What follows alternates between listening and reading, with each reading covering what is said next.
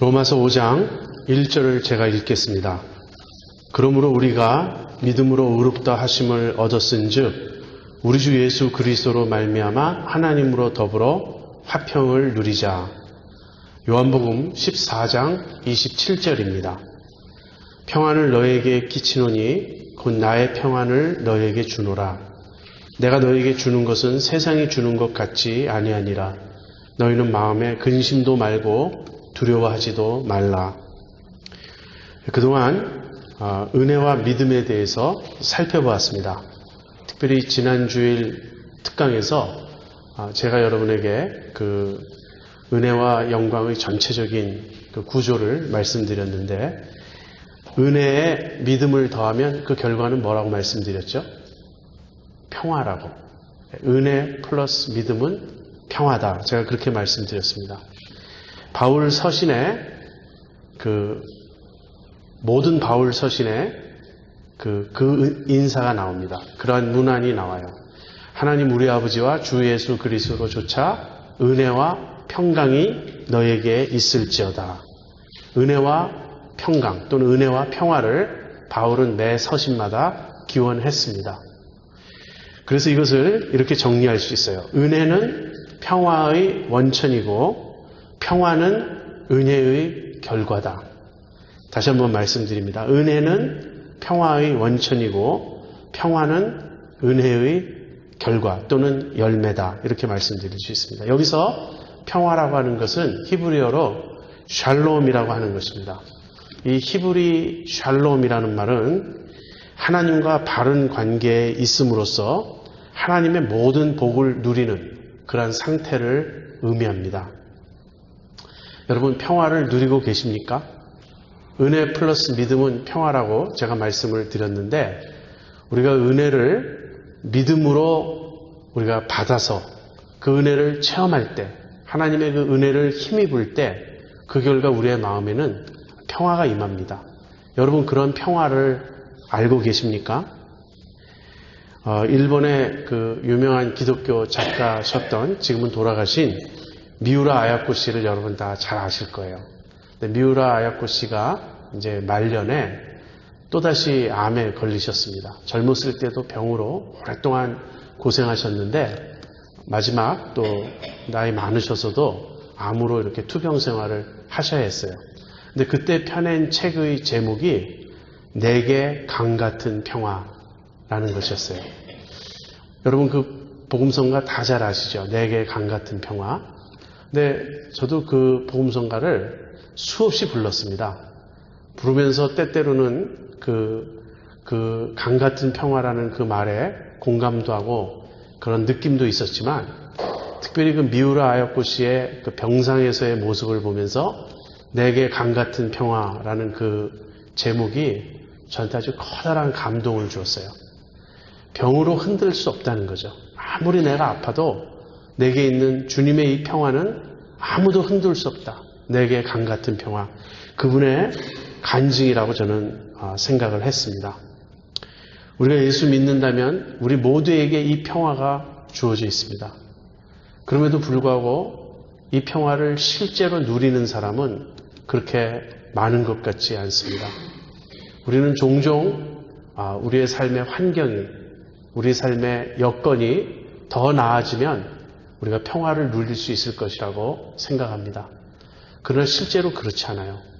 휴가를 가서조차도 마음의 여유를 누리지 못하는 것이 우리들의 상태입니다.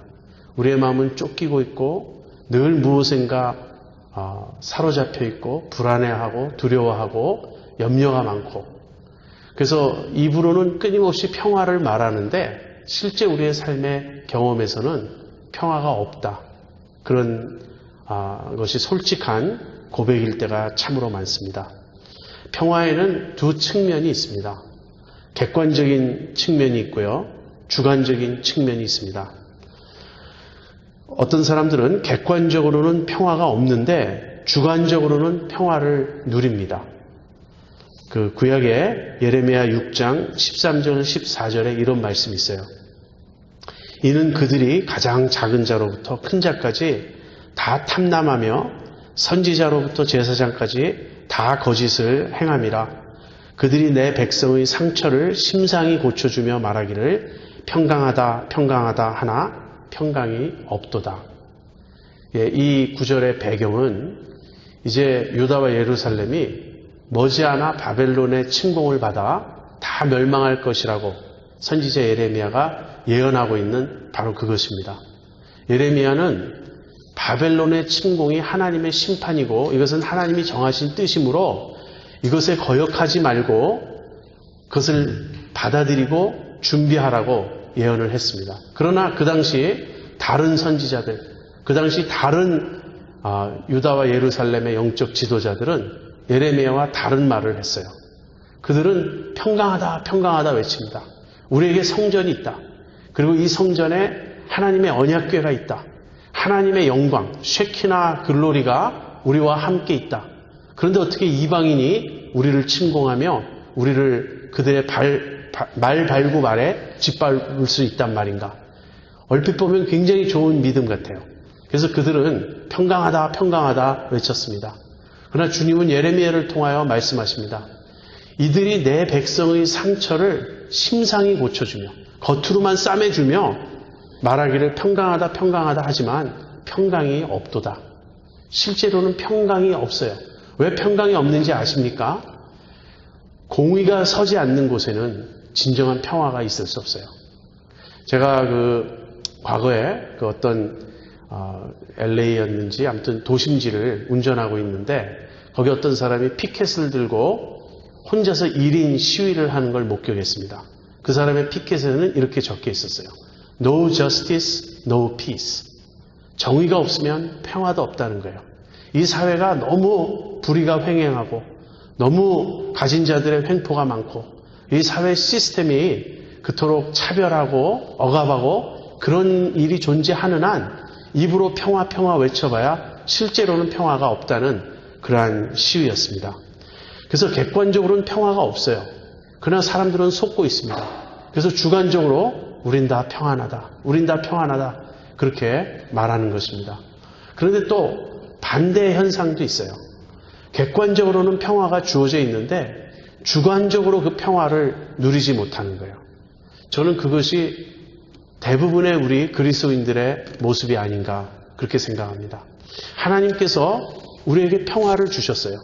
당신의 백성들을 하나님의 평화로 감싸고 계세요. 성경은 그렇게 말합니다. 하나님이 우리를 위하시면 누가 우리를 대적하리요. 의롭다 하신 이는 하나님이신데 누가 정죄하리요. 누가 송사하리요. 누가 하나님의 사랑에서 우리를 끊을 수 있으리요. 그렇게 전천후 사랑, 전천후 평화, 전천후 보호하심을 입고 있는 사람들이 우리 그리스도인들입니다. 그렇게 객관적으로 완전한 평화 속에 있음에도 불구하고 우리는 마음에 좀처럼 평화를 누리지 못합니다. 우리는 종종 불안해하고 종종 두려워하고 종종 초조하고 염려하고 그렇게 살아갑니다. 여러분, 객관적인 평화란 무엇입니까? 객관적인 평화란 무엇보다도 하나님과의 관계에 있어서의 평화예요. 더 이상 우리가 하나님의 진노 아래 있지 않고 하나님이 우리를 용서해 주시고 하나님이 우리를 받아주시고 하나님과 우리의 관계가 이제는 더 이상 원수 관계가 아니라 화목한 관계가 되었다는 것. 하나님이 우리를 보실 때 미소를 지으시고 우리를 사랑으로 그분의 품 안에 품어주시는 관계가 되었다는 것. 하나님과의 관계가 화목한 관계가 되었다는 것. 이것이 객관적인 평화입니다. 그렇다면 주관적인 평화는 무엇이죠? 한마디로 이야기하면 내 마음의 평화예요.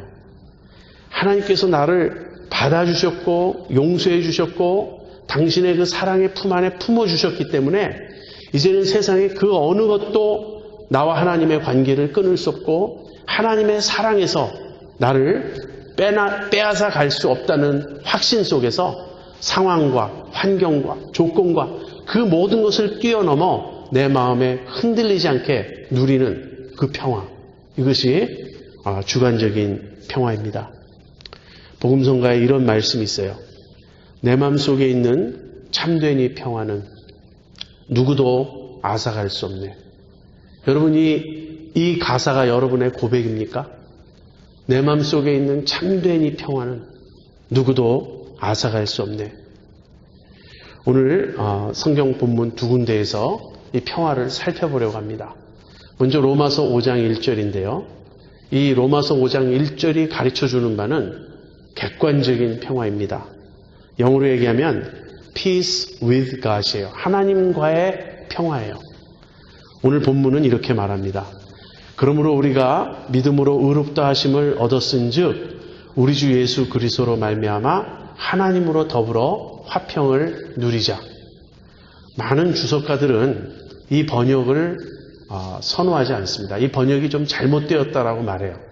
오히려 어떻게 번역하냐면 그러므로 우리가 믿음으로 의롭다 하심을 얻었기 때문에 이제 우리 주 예수 그리스도로 말미암아 하나님으로 더불어 화평을 누리게 되었습니다. 화평을 누리고 있습니다. 영어로 얘기하면 Let us have peace with God이 아니고요. 그렇게 우리가 화평을 누리자 이렇게 우리 자신에게 스스로 권면하고 그렇게 교훈하는 것이 아니라 이제 우리는 하나님과 더불어 화평을 누리고 있다. 하나님과 화평한 관계에 있다. We have peace with God.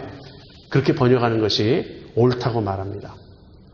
여러분, 믿음으로 의롭다 하심을 얻었은즉 이것을 신학적인 용어로 좀 어렵게 뭐라 그러죠? 칭의라 그러죠. 의롭다 함을 얻었다.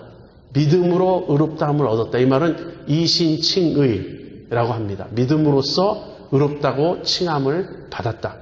이 칭의의 결과는 화평 또는 화목입니다. 로마서 5장 9절부터 10절에 이런 말씀이 있어요. 그러면 이제 우리가 그 피를 인하여 의롭다 하심을 얻었은즉 더욱 그로 말미암아 진노하심에서 구원을 얻을 것이니 곧 우리가 원수 되었을 때 그 아들의 죽으심으로 말미암아 하나님으로 더불어 화목되었은즉 화목된 자로서는 더욱 그의 살으심을 인하여 구원을 얻을 것이니라. 우리가 예수님의 피로 말미암아 의롭다함을 얻었습니다. 그 결과 어떻게 되었습니까? 더욱 그로 말미암아 진노하심에서 구원을 얻을 것이니. 무슨 말이죠? 지금 우리가 믿음으로 의롭다함을 받았기 때문에 예수님의 피로 의롭다함을 받았기 때문에 장차 심판대에서 하나님의 진노를 받지 않을 것이라는 거예요. 심판대에서 정죄받지 않을 것이며 그 결과 하나님의 진노에서 우리는 벗어나 있다. 지금 이렇게 말하는 것입니다. 이것은 원수되었던 우리가 하나님으로 더불어 화목되었다는 그런 말입니다. 고린도후서 5장 19절엔 이런 말씀이 있습니다. 이는 하나님께서 그리스도 안에 계시사 세상을 자기와 화목하게 하시며 저희의 죄를 저희에게 돌리지 아니하시고 화목하게 하는 말씀을 우리에게 부탁하셨느니라. 이는 하나님께서 그리스도 안에 계시사 세상을 자기와 화목하게 하시며 저희의 죄를 저희에게 돌리지 아니하시고. 여러분, 하나님과 인간의 관계, 제가 종종 쓰는 표현인데요. 디폴트 모드라는 거. 그냥 다른 어떤 상황이 벌어지지 않고 있는 그대로 자연 그대로 본래 그대로의 상태는 무엇이냐면 원수관계예요. 하나님과 인간은 원수가 되어 있습니다. 왜 그렇죠? 인간이 죄악에 빠졌고 죄의 길로 갔기 때문에 그래요. 하나님은 거룩하신 분입니다. 하나님은 죄에 대해서 알레르기 반응을 가지고 계세요. 하나님의 흠없고 거룩하신 그 본성상 하나님은 죄와 악을 조금도 용납하실 수가 없습니다. 그래서 하나님은 죄를 미워하시고 죄를 밀어내세요. 근데 우리가 죄에 빠지면 당연히 하나님과의 관계는 원수 관계가 되는 것이죠. 그래서 우리는 하나님과 원수 관계였어요. 그리고 그 결과 하나님의 진노 아래에 있습니다. 로마서 1장 18절. 요즘 우리가 토기장인 성경학교에서 로마서 공부하지 않습니까? 하나님의 진노가 불의로 진리를 막는 사람들의 모든 경건치 않음과 불의에 대하여 하늘로조차 나타나나니. 제가 여러 번 여러분에게 말씀드렸습니다. 인간의 가장 큰 문제는 무엇인가? 인간의 가장 큰 문제는 죽음이 아니에요. 죽음 이후에 심판이 있다는 것입니다. 그리고 그 심판대 앞에서 우리가 죄인이기 때문에 하나님의 정죄를 받게 될 것이고 영원한 하나님의 진노에 떨어지게 될 것이라는 그 사실입니다. 여러분, 우린 이 세상에 살아가면서 정말 우리가 연약하기 때문에 불안할 때도 많고 두려울 때도 많아요. 그것을 제가 부인하는 것은 아닙니다. 사실 그렇지 않습니까? 얼마나 많은 사람이 암으로 죽어갑니까? 가슴이 덜컹덜컹하죠. 정말 그렇게 건강하던 사람이 갑자기 암에 걸렸다. 그러더니 몇 개월 후에 암으로 돌아가셨다. 이런 얘기는 이제 낯설지도 않아요. 하도 빈번히 일어나는 일이기 때문에 어떻게 보면 우리 모두는 그냥 좀 속된 말로 표현하면 운 나쁘면 암에 걸려 죽을 수밖에 없다. 그러나 어느 정도 체념하면서 그냥 숙명적으로 기다리는 수밖에 없다. 그런 분위기가 아닌지 모르겠어요. 여러분, 차 타고 다니면서 교통사고에 대한 두려움은 없으십니까? 한번 제가 미국 온 아주 초기에 비가 많이 쏟아지는 날, 앞도 잘 보이지 않는데 밤에 낯선 길을 가다가 앞차를 들이받은 적이 있습니다. 근데 그로부터 꽤 오랫동안, 사실 지금까지도 그래요. 앞차와 바짝 붙어갈 수가 없어요. 아주 두려워서 앞차와 거리를 둬야지, 그전에는 앞차와 바짝 붙어가도 제가 두려운 줄을 몰랐어요. 그러나 한번 비가 오는 날 브레이크를 밟았는데도 전혀 듣지 않고 그냥 미끄러져서 앞차를 들이받은 경험이 있은 후에는 제가 앞차 공포증이 있습니다. 그래서 이제 자꾸 거리를 둬야 돼요. 여러분, 교통사고는 순식간에 일어나죠. 순간적으로 일어나고, 그렇게 되면 또 얼마나 참 큰 참상이 벌어집니까? 또 위험한 지역에서 사업하시는 분들은 언제 또 곤충광도가 들어올지 모르잖아요. 사실 우리가 살아가는 이 세상은 위험이 굉장히 많은 곳입니다. 우리가 두려움이 있어요. 그러나 주님은 그보다 더 큰 두려움을, 더 큰 위험을 말씀하고 계세요. 너희의 몸은 죽여도 영혼은 어떻게 하지 못하는 자들을 두려워하지 말고, 몸과 영혼을 아울러 영원히 꺼지지 않는 지옥불에 던지시는 하나님을 두려워하라. 이 세상 살면서도 우리는 불안도 있고 두려움도 있고 초조도 있습니다. 그런데 그보다 더 심각한 문제는 무엇이냐면 영원한 지옥불이 있다는 거예요. 여러분, 영원한 지옥불을 신화라고 생각하십니까? 물론 문자적으로는 아닐 거예요. 지옥이 지금 physical fire라는 뜻은 아닙니다. 그것은 상징적인 표현이에요. 그러나 영원한 지옥이 있다는 것을 여러분 믿으십니까? 요즘 갈수록 영원한 지옥이 없을 것이라고 생각을 하거나 모든 사람이 결국은 구원 얻을 것이라고 하는 wishful thinking, 아주 희망적 사고를 갖고 있는 사람들이 많이 생겼어요. 성경은 그렇게 가르치지 않습니다.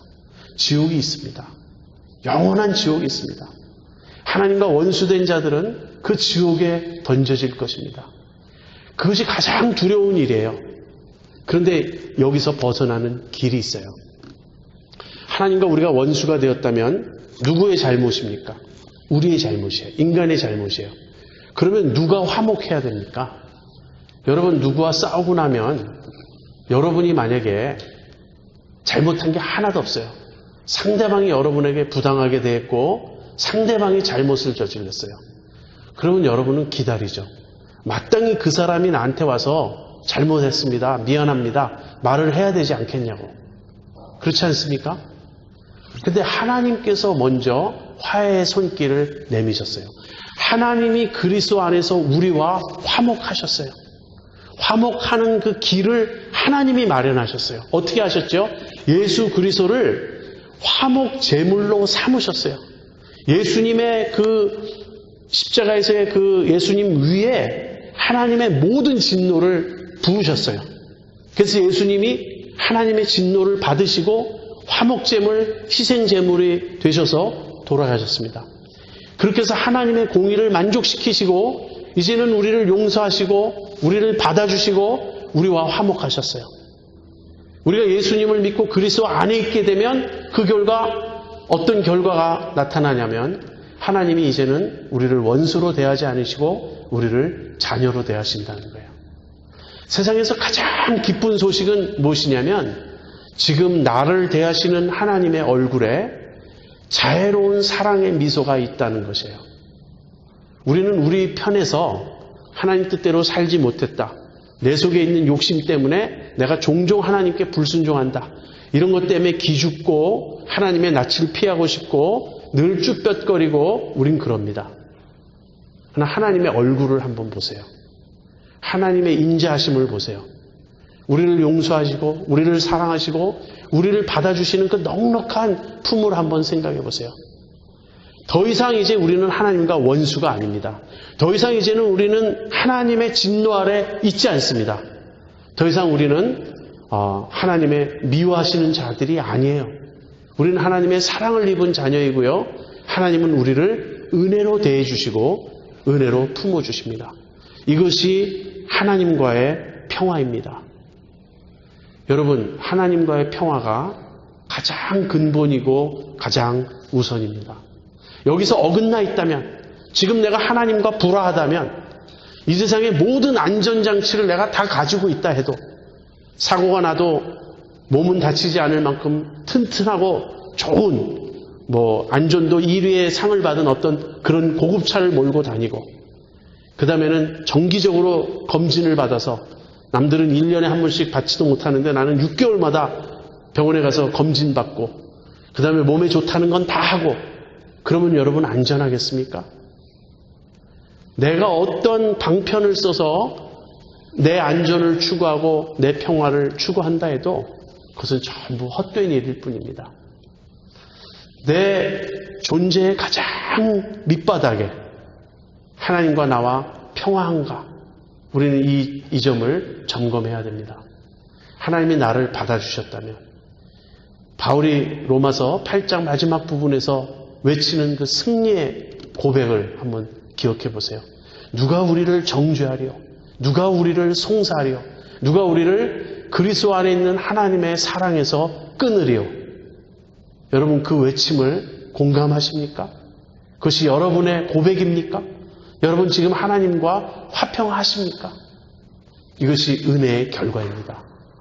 은혜란 하나님께서 우리를 너무 사랑하셔서 그 조건을 우리에게서 찾지 않으시고, 왜냐하면 우리에게서 조건을 찾으면 우리는 아무도 그 조건에 부합할 수가 없어요.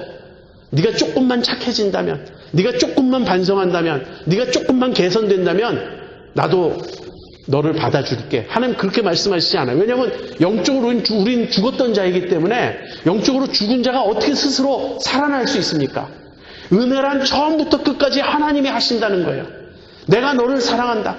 내가 너를 택했다. 내가 너를 살린다. 주님 그렇게 하셔서 이루신 일이 은혜예요. 우리가 한 일은 뭐죠? 그걸 받아들인 거예요. 주님 믿습니다 하고 그것을 내 것으로 삼는 거예요. 그래서 그 은혜가 거기 있어요. 은혜는 지어낸 이야기가 아니고요. 마음속으로 내가 상상한 어떤 것이 아니고 십자가가 거기 서 있어요. 2000년 전 갈보리 언덕에 역사적으로 객관적으로 십자가가 거기 서 있음으로 밝히 드러난 것이 하나님의 은혜입니다.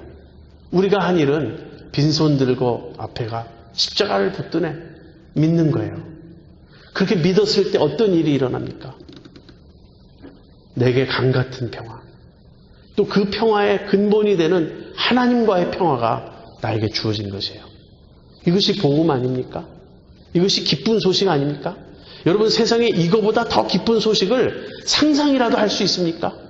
어떤 일이 여러분이 상상 속에서 마술나라의 왕자가 되거나 공주가 되거나 로또에 당첨되거나 아니면 여러분이 징기스칸처럼 세상에서 가장 넓은 영토를 확보하거나 어떤 상상 속에서 어떤 것을 여러분이 성취한다 해도 이 하나님의 은혜의 소식보다 더 기쁜 소식이 있을 수 있겠습니까? 이 꿈 같은 이야기가 사실이에요. 현실이에요. 그리스도 안에 있는 자에게는 이루어진 일입니다. 이것이 평화입니다. 그래서 바울이 그렇게 자주 말하는 거예요. 하나님 우리 아버지와 주 예수 그리스도로조차 은혜와 평강이 너에게 있을지어다. 여러분 지금까지 우리는 객관적인 평화를 이야기했습니다. 그리스도 안에 들어온 자들, 예수님을 믿는 자들에게는 이 평화가 주어져 있습니다. 사실 이거 한 가지로 다 된 거예요. 평화는 다른 말로 얘기하면 구원입니다. 하나님이 나를 받아주셨고 이제 하나님이 나를 책임져 주신다는 거예요. 그런데 이 객관적인 평화를 맛본 사람들, 얻은 사람들, 이 평화 안에 들어온 사람들이 자기가 얼마나 지금 부유한 하나님의 자녀가 되었는지 모르고 곤고하게 살아갈 수가 있어요. 이것처럼 억울한 일이 없죠. 여러분, 마지막 날 주님을 다시 만나게 되었을 때 그때 주님이 내 삶의 모든 장면을 보여주실 것입니다.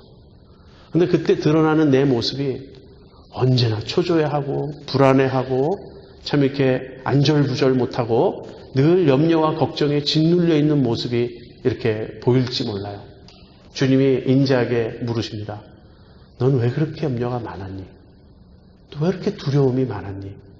나는 잠시도 한시도 너를 떠난 적이 없건만 너는 왜 나를 의지하지 못했니? 그때 여러분 우리가 얼마나 억울하겠어요. 얼마나 좀 원통하겠어요.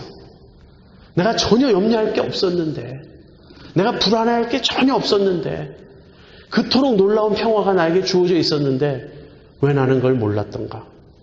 여러분, 우리들의 삶이 그렇지 않습니까? 매일매일 살아가면서 물질이 부족해서 그렇게 우리가 힘이 듭니까? 건강이 없어서 그렇게 힘이 듭니까? 뭐가 부족해서 그렇게 우리는 행복하지 못하죠?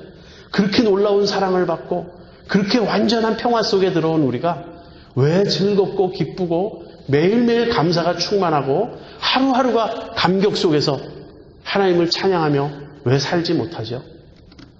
이것이 참 우리의 안타까운 점이에요. 그래서 이번에는 우리가 주관적 평화에 대해서 좀 생각해 보겠습니다. 객관적 평화를 가진 자들은 마땅히 주관적으로 그 평화를 누려야 돼요. 느껴야 돼요. 맛보아야 돼요. 요한복음 14장 27절이 그 점을 보여줍니다. 평안을 너희에게 끼치노니 곧 나의 평안을 너희에게 주노라. 내가 너희에게 주는 것은 세상이 주는 것 같지 아니하니라. 너희는 마음에 근심도 말고 두려워하지도 말라. 이 두 번째 주관적 평화는 하나님의 평화입니다. 첫 번째 객관적 평화가 하나님과의 평화, peace with God이었다면 이 주관적인 평화는 하나님의 평화, peace of God입니다. 하나님이 그 안에 가지고 계신 평화, 그 강 같은 평화, 그 반석 같은 평화, 그 평화를 이제 우리에게 맛보게 해주신다는 거예요. 여러분, 물론 하나님의 그 평화가 완전히 드러나는 것은 주님 다시 오실 때입니다. 지금은 우리가 하나님의 샬롬을 맛보며 살지만 아직 우리가 살아가는 이 세상은 여전히 죄와 사망의 그늘 아래 있고 우리의 구원은 완성되지 않았어요. 그래서 우리가 이 세상에서 환난을 당합니다. 환난 없이 완벽하게 보호된 이런 온상에서 사는 건 아니에요. 우리는 거친 들에서 비바람 맞으면서 살아야 할 그런 입장입니다. 아직은. 그럼에도 불구하고 우리 내면에는 흔들리지 않는 평화를 얼마든지 누릴 수 있습니다. 여러분, 이런 말이 있어요. 평화는 위험의 부재가 아니라 하나님의 임재다. Peace is not the absence of danger, but the presence of God. danger가 없는, 위험이 없는 것이 평화가 아닙니다. 왜냐하면 위험은 늘 있어요. 우리 주변에 늘 있어요. 그리스도인들은 교통사고 안 당한다. 그리스도인들은 암에 안 걸린다. 그렇게 말할 수 없죠. 사실 똑같아요. 비율적으로 따지면 암은 비그리스도인이나 그리스도인이나 차별 없이 찾아오고요. 교통사고도 차별 없이 찾아와요. 그렇지만 그래서 위험의 부재, 위험이 없는 것이 평화가 아니라 어떤 상황 속에서도 하나님이 우리와 함께 해주시는 것, 그것이 진짜 평화예요. 평화라는 주제로 이 사진 공모전이 있었다고 합니다. 근데 거기서 이제 당선된 그 사진이 있는데 이것은 제가 어느 책에서 읽은 거예요. 사실인지 아닌지 모르겠는데 충분히 그럴 수 있고 상상할 수 있습니다. 그 사진은 이 캄캄한 밤에 비가 오는데 그 어미새가 그 새끼 새들을 이렇게 자기 품에 이렇게 안고 새집 위에 이렇게 있는 그 사진이었어요. 여러분, 밖에는 막 그 비바람이 몰아치고 막 그 어둡고 천둥 번개가 치고 얼마나 이렇게 분위기가 살벌하고 무섭습니까? 그런데 어미새가 그 새끼들을 자기 날개 밑에 모으고 의연하게 이렇게 새집을 지킬 때 그 어미새의 품 안에 있는 이 새끼새들은 너무나 평화로운 거예요. 암탉이 그 날개 아래 자기 새끼들을 모음같이 주님은 하나님의 보호하심을 그렇게 묘사했습니다. 지금 우리는 그 하나님의 보호하심 속에 있는 거예요. 여러분, 예수님이 요한복음 14장 27절에서 평안을 너에게 끼치노니 나의 평안을 너에게 주노라 이렇게 말씀하셨을 때 그 상황은 무엇입니까? 이것은 지금 마지막 만찬, 최후의 만찬 때입니다. 이제 잠시 후면 예수님은 겟세마네 동산으로 가셔서 기도하신 후에 거기서 체포되실 것입니다. 그래서 지금 마지막 순간이에요. 요한복음 14장 1절에 주님은 제자들에게 이렇게 말씀하십니다. 너희는 마음에 근심하지 말라. 하나님을 믿으니 또 나를 믿으라. 제자들은 지금 불안해하고 있습니다. 무슨 일이 어떻게 벌어질지 지금 몰라요. 주님이 계속해서 이상한 말씀을 많이 하셨습니다. 내가 가면 성령을 보낼 것이다. 나는 너희들을 고와 같이 내어버려 두지 않고 다시 올 것이다. 무슨 말씀입니까? 도대체 어디를 가신다는 말씀입니까? 도대체 주님 무슨 말씀을 하십니까? 제자들은 심히 불안해하고 있습니다. 너희는 마음에 근심하지 말고 두려워하지 말라. 그리고 평안을 너에게 끼치노니 나의 평안을 너에게 주노라.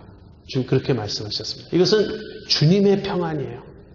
주님은 십자가를 앞두시고도 자기가 그 겪으셔야 될 고난과 죽음과 그 모든 것을 앞두시고도 흔들리지 않는 평화를 갖고 계셨어요. 그래서 제자들을 위로하시면서 나의 평안을 너에게 주노라. 내가 주는 것은 세상이 주는 것 같지 아니하노라. 이 말은 무엇이죠? 이것은 전천후 평화라는 것입니다. 상황을 초월한 평화, 환경을 초월한 평화라는 것입니다. 세상이 주는 평화는요, 외적인 여건이 다 좋을 때만 보장되는 거예요. 약속되는 거예요. 그래서 돈도 많아야 되고 건강해야 되고 또 안전한 나라에 살아야 되고 그런 모든 것이 외적으로 갖추어지면 그걸 평화라고 말할지 모르겠어요. 사실은 그런 때조차도 마음의 평화가 없습니다. 그것은 세상이 주는 평화예요. 주님이 주시는 평화는 나의 평안입니다. 나의 평안을 너에게 주노라. 주님이 누리신 평화, 조금도 누가 흔들 수 없는 완벽한 평화를 주님이 제자들에게 약속하셨습니다. 여러분, 이 평화는 주님 안에 있는 모든 자에게 주어진 것이에요. 하나님과의 평화로 말미암아 이제는 우리가 하나님의 평화를 누리게 되었습니다. 여러분, 이 평화를 누리고 계십니까? 이 평화가 여러분의 것이라는 사실을 알고 계십니까? 이 평화를 맛볼 수만 있다면 우리가 못할 일이 어디 있겠어요? 내가 가진 것 다 팔아서 이 평화와 바꿀 수 있다면 저는 이 평화를 택하겠어요. 제가 오늘 칼럼에 연말이 되면 늘 분주한 삶을 후회하고 되돌아본다는 그런 내용의 글을 실었습니다. 돌이켜보면요, 왜 이렇게 늘 쫓기며 살았는지, 영어로 얘기하면 driven life예요. 무엇인가 나를 자꾸 몰아가요. 항상 내 의식 밑바닥에는 내가 이러면 안 된다, 뭔가 해야 된다, 이것이 부족하다. 그래서 누리지 못하고 쉬지 못하고 항상 초조해하고 불안해하고 그런 내 모습이 있어요.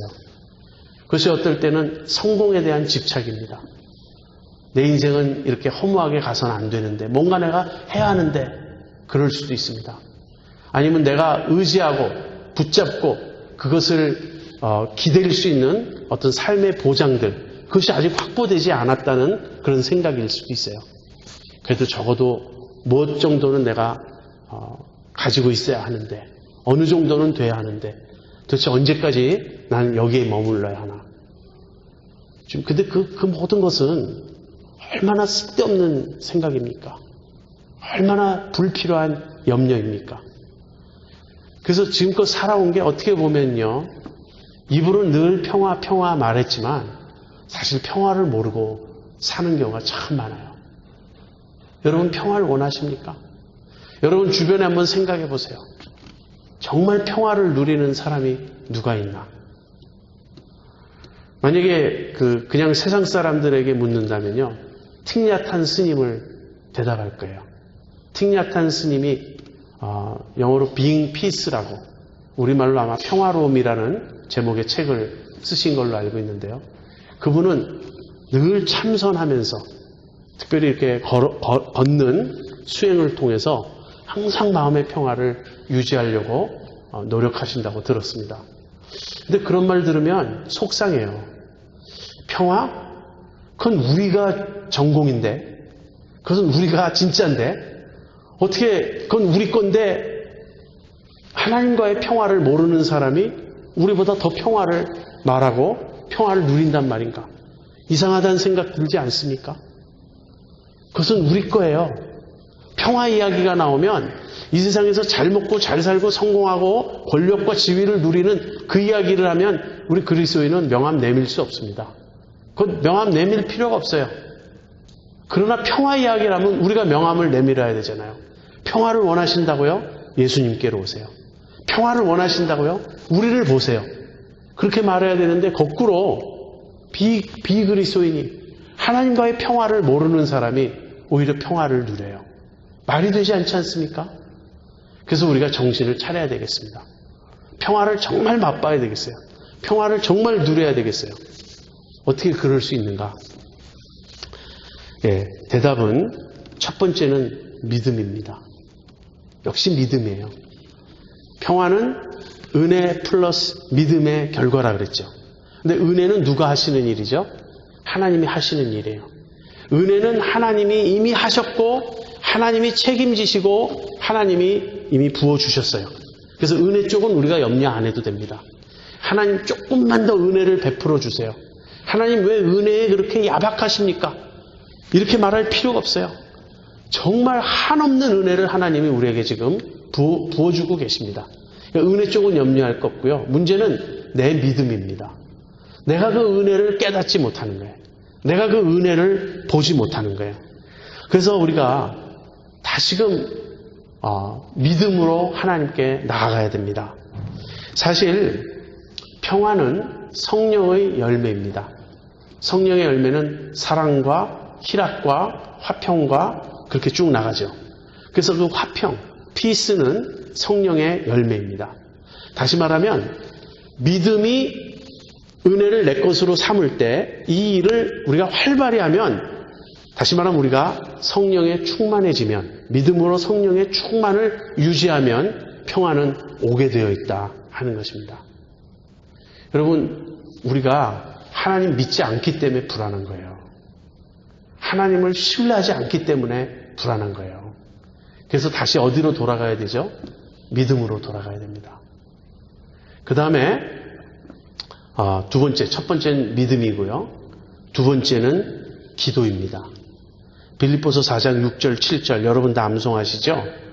아무것도 염려하지 말고 오직 모든 일에 기도와 간구로 너희 구할 것을 감사함으로 하나님께 아뢰라.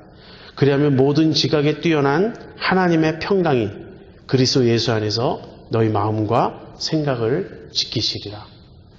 여러분, 불안해질 때가 있습니다. 두려움이 올 때가 있습니다. 아니면 그냥 불안이나 두려움, 초조 이런 것보다는 그저 권태, 짜증나고 모든 게 무의미해 보이고 공허감이 느껴질 때가 있습니다. 아무튼 평화가 아닌 어떤 순간에도 우리는 기도해야 됩니다. 기도에 힘쓰십시오. 상황에 지배받지 말고 계속 기도하세요. 그러면 모든 지각에 뛰어난 하나님의 평강이, 이 말은요, 다른 말로 바꾸면요, 우리가 이해할 수 없는 하나님의 평강이 우리의 마음과 생각을 지키실 것입니다. 그래서 믿음으로 살아가는 사람은 항상 평화를 누립니다. 누가 정말 믿음 있는 사람이죠? 정말 믿음 있는 사람은요, 언제나 한결같아요. 언제나 고요해요. 늘 잔잔합니다. 그 강처럼 잔잔해요. 그래서 무슨 일이 일어났다 그래서 요동하지 않고 금방 초조해하지 않고 그런 모습을 한번 생각해 보세요. 그리고 그런 사람의 비결은 무엇일까? 그 사람은 특별히 운이 좋을까? 그래서 그 사람은 남들 다 당하는 어려움을 전혀 당하지 않고 요리조리 잘 빠져나가는 것일까? 그게 아니죠. 그 사람 내면의 문제입니다. 그 사람 내면에 주님을 온전히 신뢰하고 늘 주님께 말씀과 기도로 가까이 가고 그래서 주님의 그 한량없는 사랑과 은혜를 믿음으로 늘 받아 누리기 때문에 그 모습이 유지되는 것입니다. 여러분, 그리스도인은 평화의 사람들입니다. 하나님과 화평했기 때문에 이제 평화를 누리고요. 그 다음에 그 객관적인 평화를 바탕으로 성령의 충만함을 받아 늘 마음의 평화, 주관적인 평화를 누리는 사람입니다. 이 평화가 출발이 될 때 이제 우리는 다른 사람들과 평화할 수 있어요. 그리스도인들이 모이면 믿지 않는 사람들이 모이는 것과 달라야 돼요. 세상 사람들이 모이면 거기에는 분요함이 있고 시끄러움이 있고 다툼이 있고 분열이 있습니다. 그런데 그리스도인들이 모이면 어때야 하죠? 평화가 있고 고요가 있고 거기는 잔잔히 흐르는 하나님의 그 은혜의 강물이 있어야 합니다. 그런데 거꾸로가 아닌가요? 사람들이 왜 싸워? 여기가 교회인 줄 알아? 오히려 이렇게 거꾸로 반응하는 이상한 시대. 여러분, 교회가 싸움으로 유명해진다는 건 말이 되지 않습니다. 교회는 평화로 유명해야 돼요. 사람들이 마음의 평화를 잃었을 때 아무래도 교회 가고 싶다. 마음의 평화를 잃은 사람들이 절을 찾아가고 수도원을 찾아가고 그렇습니다. 그러나 절이나 수도원이 아니라 평화의 사람들이 모여 사는 그곳, 그 교회 공동체가 평화의 공동체가 되어서 그 힘들어하고 두려워하고 불안해하는 사람들을 품을 수 있어야 되겠어요. 그래서 우리가 평화의 일꾼들이 되어야 되겠습니다. 오늘 저는 두 가지 평화를 말씀드렸어요. 하나님과의 평화, 하나님의 평화. 우리는 이미 하나님과의 평화 안에 들어온 사람들입니다. 이제 실제로 하나님의 평화를 매 순간 맛보며 누리며 살아가기 바랍니다. 기도하겠습니다.